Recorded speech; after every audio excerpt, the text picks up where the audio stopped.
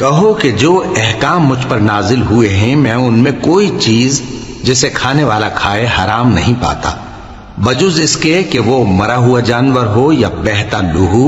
یا سور کا گوشت، کہ یہ سب ناپاک ہیں، یا کوئی گناہ کی چیز ہو کہ اس پر اللہ کے سوا کسی اور کا نام لیا گیا ہو۔ اور اگر کوئی مجبور ہو جائے لیکن نہ تو نافرمانی کرے اور نہ حد سے باہر نکل جائے تو تمہارا پروردگار بخشنے والا ہے، مہربان ہے۔ اور یہودیوں پر ہم نے سب ناخن والے جانور حرام کر دیے تھے، اور گایوں اور بھیڑ بکریوں سے ان کی چربی ان پر حرام کر دی تھی، سوائے اس کے جو ان کی پیٹھ پر لگی ہو یا آنتوں میں لگی ہو یا ہڈی سے ملی ہو۔